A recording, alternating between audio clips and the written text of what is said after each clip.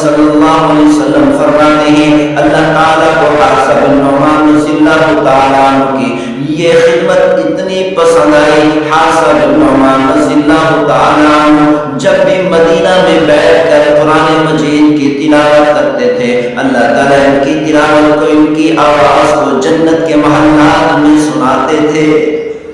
الحمدللہ الحمدللہ وکفا والصلاة والسلام علی عبادہ الذین اصطفیٰ خصوصاً علی سید الرسل محمد المصطفیٰ وعلی آلہ المجتبى وعلى أصحابه الأتقياء والأصفياء. أما بعد.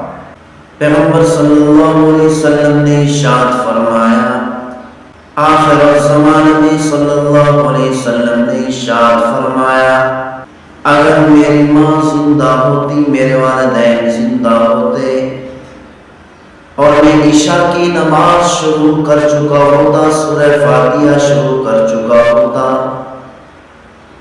عشاء کی فرض نماز شروع کر چکا ہوتا سورہ فاتحہ کا آغاز کر چکا ہوتا اور میری والدہ مجھے پکار کر کہتی ہے محمد صلی اللہ علیہ وسلم. پیغمبر صلی اللہ علیہ وسلم نے ارشاد فرمایا تو میں نماز توڑ کر اپنی ماں کے پاس حاضر ہوتا کہتا لبیک یا امی اے میری ماں میں حاضر ہوں کیا بات ہے. پیغمبر صلی اللہ علیہ وسلم نے اپنے اس فرمان میں اپنے والدین کی قدر بتائی اپنے والدین کا مقام اور مرتبہ بتایا. ایک مرتبہ پیغمبر صلی اللہ علیہ وسلم حضرت جبریل علیہ السلام کے ساتھ جنت میں تشریف لے گئے. پیغمبر صلی اللہ علیہ وسلم نے جنت میں ایک تلاوت کی آواز سنی. پیغمبر صلی اللہ علیہ وسلم نے ارشاد فرمایا اے جبرائیل مجھ سے پہلے کون جنت میں داخل ہو چکا جبکہ اللہ کا یہ فیصلہ ہے جب تک میں جنت میں نہیں جاؤں گا اس وقت تک کوئی بھی جنت میں داخل نہیں ہو سکتا. حضرت جبریل علیہ السلام نے عرض کی یا رسول اللہ یہ حارثہ بن نعمان رضی اللہ تعالی عنہ کی تلاوت کی آواز ہے. پیغمبر صلی اللہ علیہ وسلم نے ارشاد فرمایا وہ تو ابھی حیات ہے مدینہ منورہ میں رہتا ہے. پیغمبر صلی اللہ علیہ وسلم نے جب یہ پوچھا حضرت جبریل علیہ السلام نے عرض کی یا رسول اللہ وہ اپنی والدہ کی اتنا زیادہ خدمت کرتا ہے اتنی زیادہ خدمت کرتا ہے کہ اللہ تعالیٰ کو اس کی والدہ کی اتنی زیادہ خدمت پسند آئی تو جب بھی وہ تلاوت کرتے ہیں تو اللہ تعالیٰ اس کی آواز اور اس کی تلاوت کو جنت والوں کو سناتے ہیں. حارثہ بن نعمان رضی اللہ تعالی عنہ اپنی زوجہ سے کہا کرتے تھے اپنی بیوی سے کہا کرتے تھے میری والدہ میری ذاتی پراپرٹی ہے تیرا اس سے کوئی تعلق نہیں. پیغمبر صلی اللہ علیہ وسلم کے یہ صحابی اپنی والدہ کی خدمت بیوی سے نہیں لیا کرتے تھے خود ہی خدمت کیا کرتے تھے. حارثہ بن نعمان رضی اللہ تعالیٰ عنہ روزانہ صبح بھی اور شام بھی اپنی والدہ کے لیے کھانا تیار کرتے روٹی اپنے ہاتھوں سے پکاتے اور سالن اپنے ہاتھوں سے تیار کرتے اور نوائیں توڑ توڑ کر اپنی والدہ کو کھلایا کرتے تھے. حارثہ بن نعمان رضی اللہ تعالیٰ عنہ نے جب اپنی والدہ کی اتنی خدمت کی پیغمبر صلی اللہ علیہ وسلم فرماتے ہیں اللہ تعالیٰ کو حارثہ بن نعمان رضی اللہ تعالیٰ عنہ کی یہ خدمت اتنی پسند آئی. حارثہ بن نعمان رضی اللہ تعالیٰ عنہ جب بھی مدینہ میں بیٹھ کر قرآن مجید کی تلاوت کرتے تھے اللہ تعالیٰ ان کی تلاوت کو ان کی آواز کو جنت کے محلات میں سناتے تھے. حارثہ بن نعمان رضی اللہ تعالیٰ عنہ نے کون سا ساؤنڈ سسٹم لگایا ہوا تھا کہ مدینہ منورہ میں بیٹھ کر تلاوت کرتے ہیں ان کی آواز جنت کے محلات میں گونج اٹھتی تھی؟ وہ ساؤنڈ سسٹم والدہ کی خدمت تھی۔ والدہ کی خدمت ایک ایسا ساؤنڈ سسٹم ہے، انسان دنیا کے اندر بیٹھ کر قرآن مجید کی تلاوت کرتا ہے تو اس تلاوت کرنے والے کی آواز جنت کی گلیوں میں گونج اٹھتی ہے۔ پیغمبر صلی اللہ علیہ وسلم نے ارشاد فرمایا، جو مسلمان صبح کے وقت میں اپنے والدین کی زیارت کرتا ہے، خدمت نہیں کرتا، بغیر خدمت کے صرف زیارت کرتا ہے، اللہ تعالیٰ صبح سے لے کر شام تک اس زیارت کرنے والی اولاد کے لیے جنت کے سامنے صلی اللہ علیہ وسلم کے سامنے پیش کیے اور سارا واقعہ سنایا۔ پیغمبر صلی اللہ علیہ وسلم نے ارشاد فرمایا، جب تو نے ان بچوں کو گھونسلے سے اٹھایا، جب اس کی والدہ پہنچی، گھونسلے میں دیکھا بچے نہیں تھے تو اپنے بچوں کی تلاش میں نکل پڑی۔ جب اس ماں نے تیرے پاس اپنے بچے دیکھے تو آ کر تیرے اوپر، تیرے سر کے اوپر گھومنے لگی، اپنی آواز میں اور اپنی بولی میں بات کرنے لگی کہ یہ میرے بچے ہیں، میرے بچوں کو مجھ سے الگ نہ کرو، میں برداشت نہیں کر سکوں گی۔ پیغمبر صلی اللہ علیہ وسلم نے ارشاد فرمایا، جب اس نے تیری منتیں کی، تیری سماجت کی، تجھے رو رو کر کہا میرے بچوں کو مجھ سے الگ نہ کرو، جب تو نے اس کی بولی نہ سمجھی، اس کی بات نہ سنی، تو اس ماں نے اپنے آپ کو اپنے بچوں کے لیے گرفتار کروا دیا۔ اور پیغمبر صلی اللہ علیہ وسلم نے ارشاد فرمایا، جو مسلمان صبح کے وقت اپنے والدین کی زیارت کرتا ہے، اللہ تعالیٰ اس زیارت کرنے والی اولاد کو مقبول حج کا اجر عطا فرماتے ہیں۔ ایک صحابی رضی اللہ تعالیٰ عنہ پیغمبر صلی اللہ علیہ وسلم کی خدمت میں حاضر ہو رہے ہیں، سفر کر رہے ہیں، جنگل کا سفر ہے، کیا دیکھتے ہیں کہ ایک درخت پر ایک خوبصورت پرندے نے گھونسلہ بنایا ہوا ہے، بچے دیے ہوئے ہیں۔ صحابی رضی اللہ تعالیٰ عنہ فرماتے ہیں کہ وہ بچے بڑے خوبصورت لگے، وہ پرندہ بڑا خوبصورت لگا، میں درخت پر چڑھا اور درخت پہ چڑھ کر اس گھونسلے کو اٹھایا، اس کے اندر سے بچے اٹھا لیے۔ جب بچوں کی ماں آئی، گھونسلے میں دیکھا بچے نہیں ملے تو بچوں کی تلاش میں نکل پڑی۔ تلاش کرتے کرتے وہ صحابی رضی اللہ تعالیٰ عنہ فرماتے ہیں میرے سر کے اوپر گھومنے لگی، کافی دیر تک چیختی بھی رہی، اپنی آواز میں اپنی بولی میں بات بھی کرتی رہی، میرے سر پر گھومتی رہی۔ کافی دیر کے بعد میرے کندھے پہ آ کر بیٹھ گئی، میں بچوں کی والدہ کو بھی پکڑ لیا۔ پیغمبر صلی اللہ علیہ وسلم کی خدمت میں حاضر ہوا، وہ پرندے کے بچے پیغمبر صلی اللہ علیہ وسلم کے سامنے پیش کیے اور سارا واقعہ سنایا۔ پیغمبر صلی اللہ علیہ وسلم نے ارشاد فرمایا، جب تو نے ان بچوں کو گھونسلے سے اٹھایا، جب اس کی والدہ پہنچی، گھونسلے میں دیکھا بچے نہیں تھے تو اپنے بچوں کی تلاش میں نکل پڑی۔ جب اس ماں نے تیرے پاس اپنے بچے دیکھے تو آ کر تیرے اوپر، تیرے سر کے اوپر گھومنے لگی، اپنی آواز میں اور اپنی بولی میں بات کرنے لگی کہ یہ میرے بچے ہیں، میرے بچوں کو مجھ سے الگ نہ کرو، میں برداشت نہیں کر سکوں گی۔ پیغمبر صلی اللہ علیہ وسلم نے ارشاد فرمایا، جب اس نے تیری منتیں کی، تیری سماجت کی، تجھے رو رو کر کہا میرے بچوں کو مجھ سے الگ نہ کرو، جب تو نے اس کی بولی نہ سمجھی، اس کی بات نہ سنی، تو اس ماں نے اپنے آپ کو اپنے بچوں کے لیے گرفتار کروا دیا۔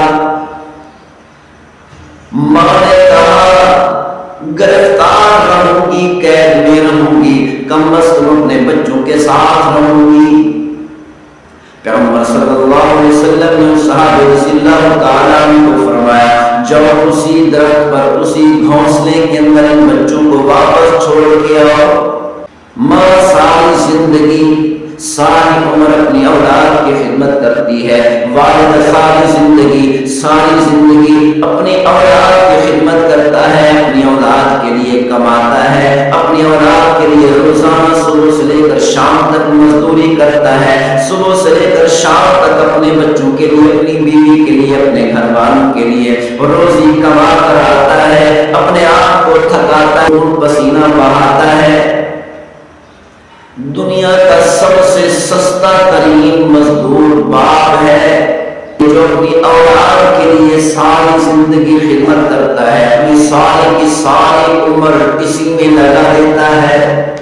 اپنی اولاد کوئی خون پسینہ کی اجرت نہیں لیتا، صبح سے لے کر شام تک اپنی اولاد کے لیے روزی کماتا ہے. لیکن جب اولاد بڑی ہوتی ہے اپنے والد سے کہتی ہے کہ تو نے میرے لیے کیا بنایا، تو نے میرے لیے کیا چھوڑا، تو نے میرے لیے میری اولاد. تو اس کو چاہیے سورۃ الکوثر ما کان محمد ابا احد من رجالکم ولكن رسول اللہ وخاتم النبیین. محمد صلی اللہ علیہ وسلم تمہارے مردوں کے والد نہیں ہیں، یعنی اللہ تعالیٰ نے محمد صلی اللہ علیہ وسلم کو بیٹے تو عطا کیے لیکن بچپن میں ہی دنیا سے رخصت ہو گئے. پیغمبر صلی اللہ علیہ وسلم پریشان ہیں کہ اللہ تعالیٰ نے اولاد دی ہے، اب اولاد کی تربیت کس طرح کریں. اور بہت سے لوگ اس لیے بھی پریشان ہیں اللہ تعالیٰ نے ہمیں ابھی تک اولاد جیسی نعمت نصیب نہیں کی. اللہ تعالیٰ نے قرآن مجید فرقان حمید میں ارشاد فرمایا یَهَبُ لِمَن یَشَاءُ إِنَاثًا. اللہ تعالیٰ جس کو چاہتا ہے بیٹیاں عطا کرتا ہے، وَيَهَبُ لِمَن يَشَاءُ الذُّكُورَ، اور جس کو چاہتا ہے بیٹے عطا کرتا ہے. أَوْ يُزَوِّجُهُمْ ذُكْرَانًا وَإِنَاثًا، اور اللہ تعالیٰ جس کو چاہتا ہے بیٹیاں بھی عطا کرتا ہے اور بیٹے بھی عطا کرتا ہے. وَيَجْعَلُ مَن يَشَاءُ عَقِيمًا، اور اللہ تعالیٰ جس کو چاہتا ہے بانجھ بنا دیتا ہے، نہ بیٹیاں دیتا ہے اور نہ ہی بیٹے عطا کرتا ہے.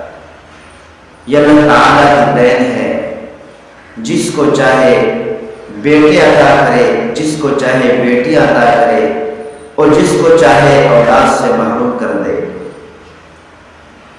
اللہ تعالیٰ جس کو چاہے اولاد جیسی نعمت عطا کر دے اور جس کو چاہے اولاد جیسی نعمت سے دور رکھے. اللہ تعالیٰ فرماتے ہیں انہ علیم قدیر، یقیناً اللہ تعالیٰ بہت زیادہ جاننے والے، قدرت والے. اللہ تعالیٰ قدرت رکھتے ہیں اس بات پر جس کو چاہے اولاد دیں اور جس کو چاہے اولاد سے محروم رکھیں. اللہ تعالیٰ نے محمد صلی اللہ علیہ وسلم کو آخر زمان نبی، امام الانبیاء، سید الاولین والآخرین، ہمارے محبوب صلی اللہ علیہ وسلم کو اللہ تعالیٰ نے بیٹیاں عطا کی. اللہ تعالیٰ نے آخر زمان نبی صلی اللہ علیہ وسلم کو بیٹے عطا کیے لیکن بچپن میں ہی دنیا سے رخصت ہو. اللہ تعالیٰ نے بیٹوں جیسی نعمت اپنے محمد صلی اللہ علیہ وسلم سے واپس لے لی، جس کے بارے میں اللہ تعالیٰ نے ارشاد فرمایا ما کان محمد ابا احد من رجالکم ولكن رسول اللہ وخاتم النبیین.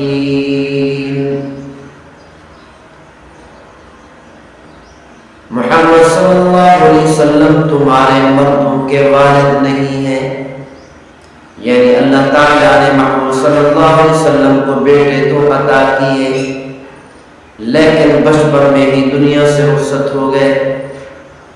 پیغمبر صلی اللہ علیہ وسلم کے بیٹے بلوغت تک نہیں پہنچے، بلوغت سے پہلے دنیا سے رخصت ہو گئے.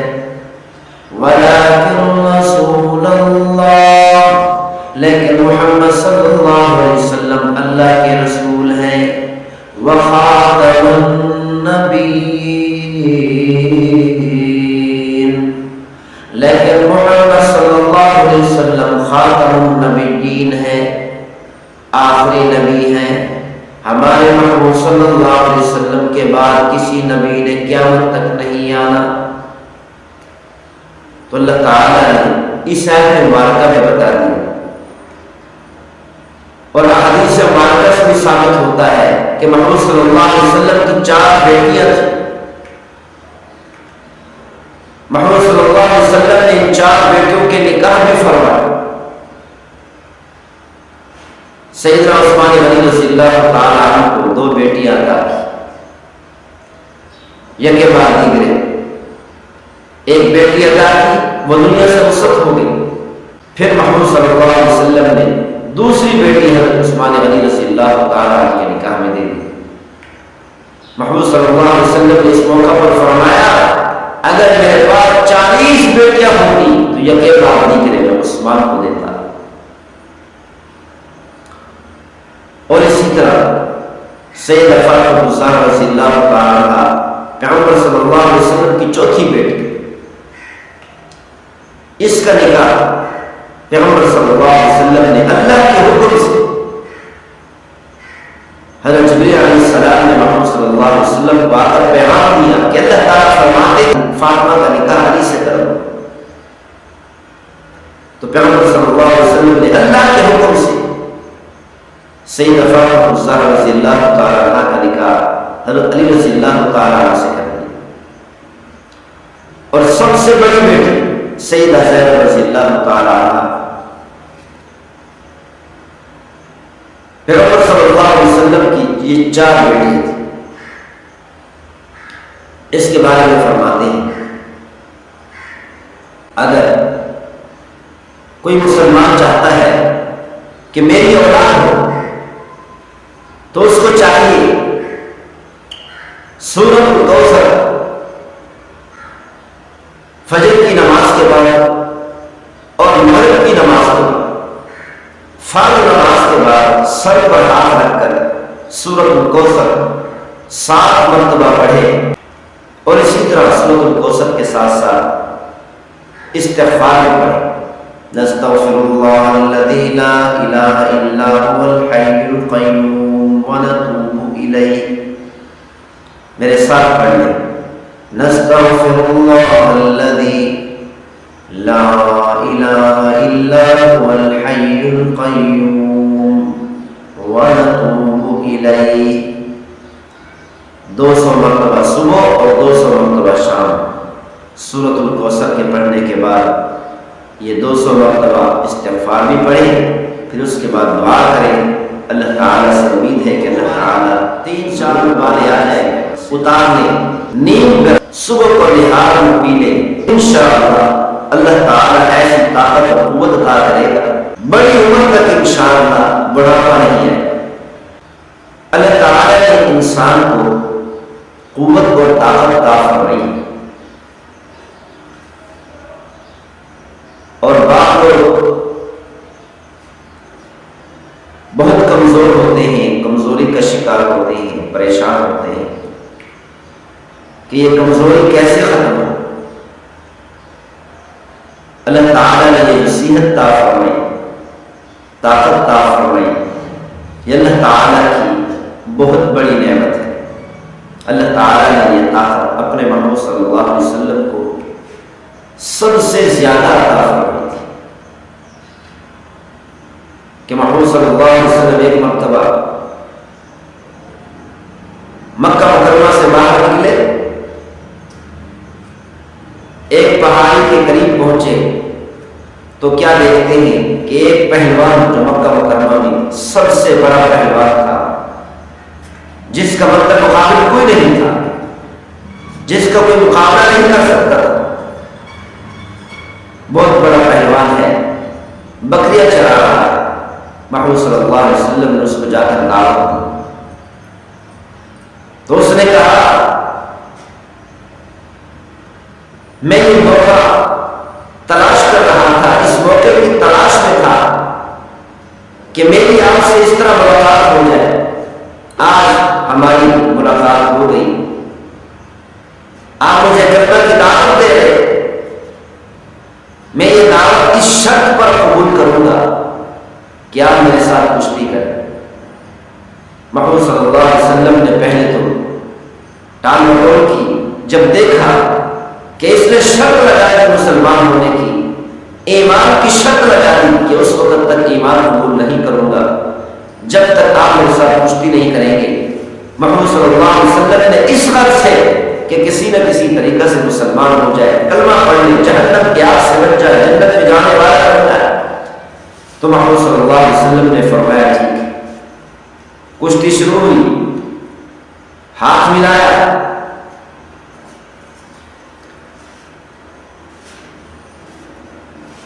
محمد صلی اللہ علیہ وسلم نے بڑی آسانی سے اس کو پکڑا، جیسے بچے کو پکڑ کر زمین پر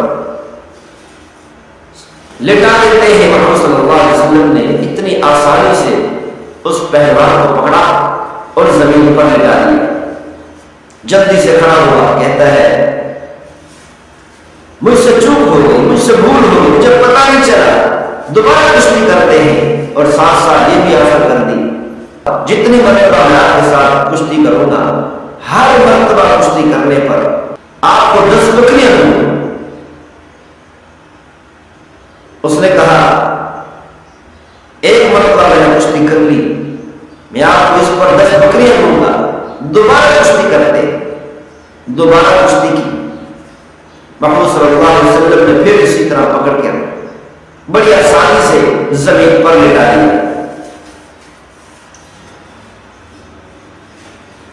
تو وہ پہلوان پھر کھڑا ہو گیا، پھر کہنے لگا مجھ سے بھول ہو گئی، مجھ سے چوک ہو گئی، مجھے پتہ نہیں چلا. پھر کشتی کرتے ہیں. محمد صلی اللہ علیہ وسلم نے پھر کشتی کی. پھر تیسری بار اس کو پکڑ کر بڑی آسانی سے زمین پر لٹایا، تھوڑی سی چوٹ بھی لگا تاکہ اس کو پتہ چلے کہ واقعی یہ ہار چکا ہے. پھر کھڑا ہوا، کہنے لگا واقعی اللہ تعالیٰ نے آپ کے رب نے آپ کو بڑی طاقت عطا کی ہے، اسی لیے میں کلمہ پڑھ کر مسلمان ہوتا ہوں. اشہد ان لا الہ الا اللہ واشہد انک رسول اللہ. تو اللہ تعالیٰ نے اپنے محمد صلی اللہ علیہ وسلم کو سب سے بڑی طاقت عطا کی تھی کشتی کے اندر. کسی چیز میں بھی محمد صلی اللہ علیہ وسلم کا مرد مخالف کوئی نہیں تھا. اگرچہ محمد صلی اللہ علیہ وسلم اس طریقے سے کشتیاں نہیں کرتے تھے، مقابلہ بازی نہیں کیا کرتے تھے، لیکن جب کبھی مقابلہ ہوا میدان جنگ میں یا کشتی کے میدان میں، محمد صلی اللہ علیہ وسلم نے علن اعلان پر صراحتاً غلبہ حاصل کیا. تو بہرحال جو لوگ کمزوری کا شکار ہیں اور اپنی کمزوری ختم کرنا چاہتے ہیں، کمزوری کو ختم کرنے کا بہترین طریقہ یہ ہے کہ رات کو 25 سے 30 مغز بنانا پانی کے اندر بھگو دیں، اور اسی طرح 2 چمچ خشخاش اور 40 سے 50 دانے کشمش کے پانی میں بھگو دیں، اور کشمش کو الگ بھگو دیں، پانی میں بھگو دیں، اور صبح اٹھ کر بادام چھیل کر بادام کو تھوڑی سی چوٹ لگا دیں، تھوڑا سا باریک کر کے دودھ کے اندر ڈال دیں، اور اسی طرح خشخاش کو بھی صاف کر کے اور تھوڑا سا رگڑ کر الگ طور پر بادام سے الگ تھوڑا سا رگڑ کر دودھ کے اندر ڈال دیں. دودھ کو ابالیں، 3-4 ابالے آ جائے، اتار لیں، نیم گرم صبح کو نہار میں پی لیں. انشاءاللہ اللہ تعالیٰ ایسی طاقت اور قوت عطا کرے گا بڑی عمر تک انشاءاللہ بڑھاپا نہیں ہے، اللہ تعالیٰ عمل کرنے کی